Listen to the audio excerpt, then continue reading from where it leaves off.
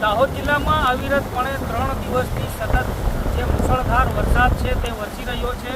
અમે આવી પહોંચ્યા છે દાહોદના જે મોવાલિયા ડેમ ખાતે આવીએ છીએ। અહીંયા પણ ઉપરવાસમાં વધુ વરસાદના કારણે મોવાલિયા ડેમ છે તે ઓવરફ્લો થવા પામ્યો છે। આપ દ્રશ્યોમાં જોઈ શકો છો, આ મોવાલિયા ડેમનો નજારો છે। મોવાલિયા ડેમ ખાતે જે પાણી ઓવરફ્લો થતું હોય છે અને તે દૂધીમતી નદીમાં ઠળવાતું હોય છે। આ દૂધીમતી નદીમાં મોવાલિયા ડેમ ઓવરફ્લો થવાના કારણે દૂધીમતી નદી છે તે પણ ઉફાન પર આવતી હોય છે। આપ દ્રશ્યોમાં જોઈ રહ્યા છો, આ દાહોદનો સૌથી મોટો જે મોવાલિયા ડેમ છે તે મોવાલિયા ડેમના દ્રશ્યો છે। આ ડેમ ઉપરથી આસપાસના જે ખેતરલાયક જે ખેતીલાયક વિસ્તારો છે તેમને ચોમાસાની ઋતુ દરમિયાન અને શિયાળાની ઋતુ દરમિયાન ખેતીલાયક વિસ્તારમાં પાણી આપવામાં આવતું હોય છે। આ પાણીને લઈને જે પ્રમાણે અહીંયા ખેતરો આવેલા છે અને ખેતરોમાં પાણી આપવામાં આવતું હોય છે તેને લઈને આ ડેમ બનાવવામાં આવ્યો હતો અને આ ડેમ હાલ જે મુશળધાર વરસાદના કારણે ઓવરફ્લો થવા પામ્યો છે। ત્યારે બેરિકેટિંગ પણ પોલીસ દ્વારા કરવામાં આવી છે। લોકોની સલામતી અને સુરક્ષા માટે પોલીસ દ્વારા 9 એવી જગ્યાઓ છે જ્યાં કોઝવે આવેલા છે। કોઝવે અને આવા નદી નાળાઓ તેમજ ડેમ ઉપર જવા માટેના જે રસ્તાઓ છે તે પણ પોલીસ દ્વારા બેરિકેટિંગ કરી અને બંધ કરવામાં આવ્યા છે। કારણ કે જે પ્રમાણે હાદસાઓ બનતા હોય છે, લોકો અવર જવર કરતા હોય છે, પાણીનો પ્રવાહ વધુ હોય તેના કારણે આવા હાદસાઓને રોકવા માટે અને લોકોની સુરક્ષા માટે પોલીસ દ્વારા બેરિકેટિંગ કરવામાં આવ્યું છે। પોલીસ દ્વારા તેમને રોકવામાં આવી રહ્યા છે।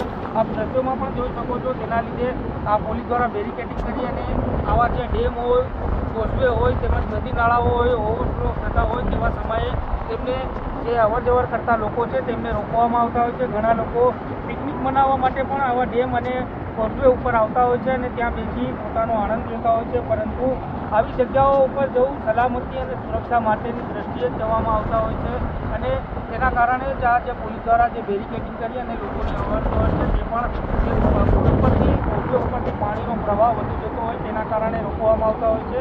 આ દ્રશ્યો આપ જોઈ રહ્યા છો દાહોદના મોવાલિયા ડેમના છે। મોવાલિયા ડેમ જ્યારે ઓવરફ્લો થતો હોય ત્યારે આ મોવાલિયા ડેમનું ઓવરફ્લો પાણી દૂધીમતી નદીમાં ઠલવાતું હોય છે અને આ દૂધીમતી નદીનું પાણી ત્રિવેણી સંગમ એટલે કે ખાન નદીમાં જતું હોય છે અને તેમ અલગ અલગ કરીને અનાજની નદી તેમજ અલગ અલગ નદીઓમાં આનો પ્રવાહ છે પાણીનો તે ભેગો થતો હોય છે। તો આપ જોઈ શકો છો, જે પ્રમાણે દાહોદ જિલ્લામાં મુશળધાર વરસાદના કારણે અવિરતપણે 3 દિવસ થઈ ગયા છે અને 3 દિવસથી મુશળધાર વરસાદના કારણે દાહોદ જિલ્લાના દરેક ડેમો, દરેક નદી નાળાઓ અને કોઝવે છે તે ઓવરફ્લો થયા છે અને ઓવરફ્લો થવાના કારણે હાલ આ ચોમાસાની ઋતુનો જે વરસાદ છે તે હાલ માનવામાં આવી રહ્યો છે।